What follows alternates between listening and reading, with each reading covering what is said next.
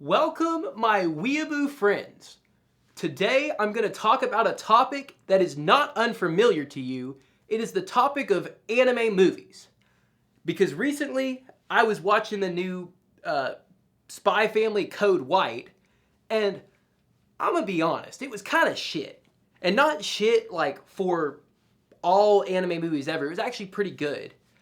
But it was shit compared to a lot of the newer style of anime movies that have been coming out. And I want to talk about it because there's a clear event that happened in my mind that triggered a change in the whole anime movie spectrum. So I just want to talk about that. But first, we're going into the history of anime movies way back in the 1980s. Let's get into it.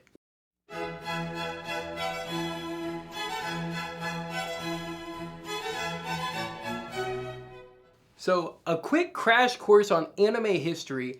Anime really started in the 1960s, 1970s with titles like Astro Boy, Lupin the Third, kind of setting the tone for what anime could be.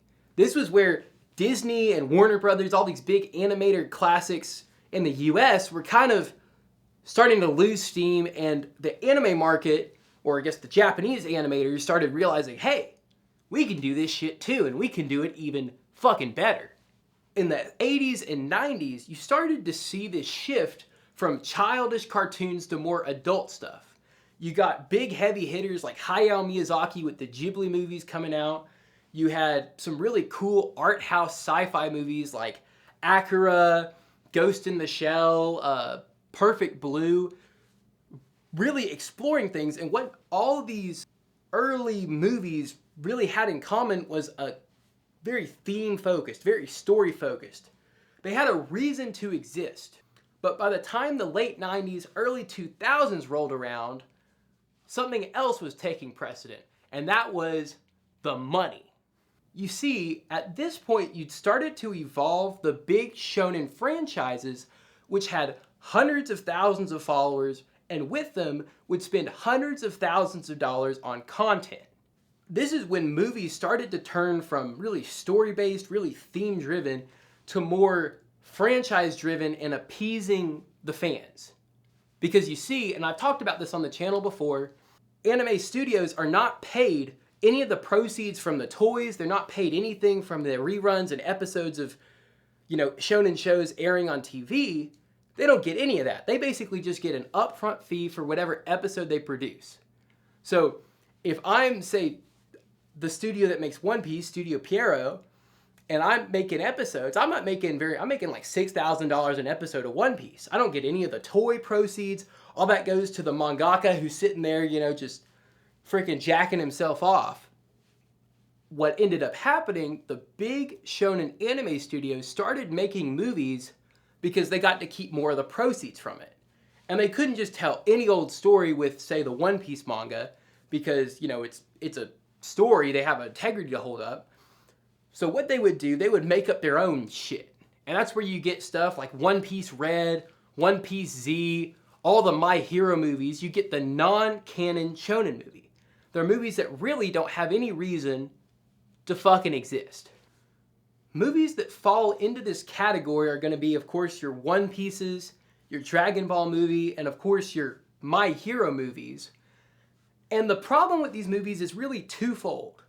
One, because it's non-canon, you can't really have anything happen that means anything, right? Because you can't have a character that dies or really changes or grows any new powers because he's not canon. You also can't really have a villain that is going to do anything crazy to the story because the villain has to be defeated by the end. So it makes for a really boring movie to watch.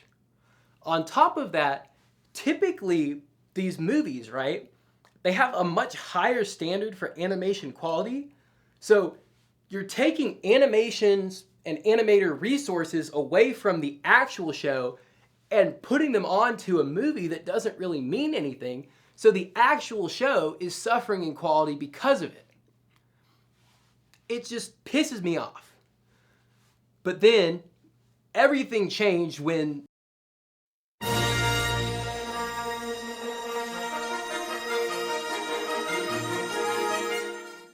Studio Studio Ufotable did something fucking wild when they released the Mugen Train movie.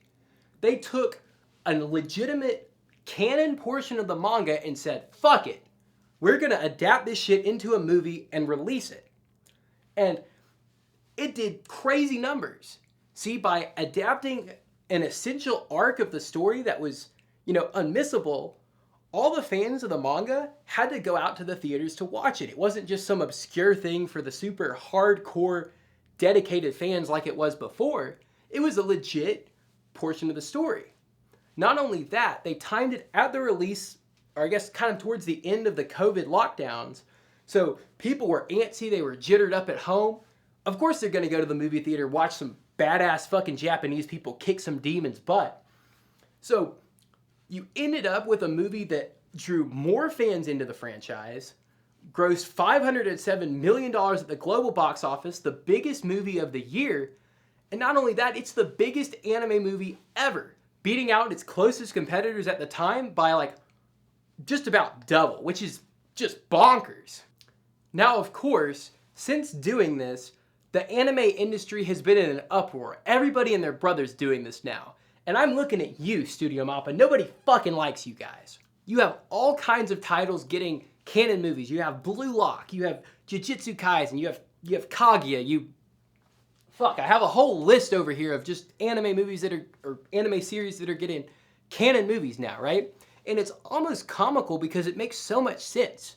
I mean, you're growing your fan base, you're making money, you're getting anime movie level animation for the actual series. It's a win-win-win all around. And unfortunately, or maybe not unfortunately, non-canon movies are here to stay. We still have My Hero coming out with some non-canon movie. I think they have one coming out this year.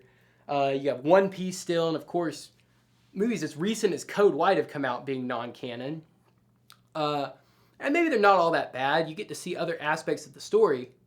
I just much prefer the canon shonen experience, and it's kind of what the industry's moving towards because of all the benefits. I don't know. Let me know what you think down below. Do you like canon animated movies? I don't know. Let me know what you think, and thank you so much for watching. Please subscribe, and to my fans, I know it's been 4 or 5 months since I posted. This is my first video back in a while. I kind of had a wild summer. I don't want to give any excuses. I could have made videos. I just didn't because I had a lot going on. But I'm going to try to be more responsive. I'm going to get back into it. Going to lock in. Yeah, thank you guys so much for watching. Bye-bye.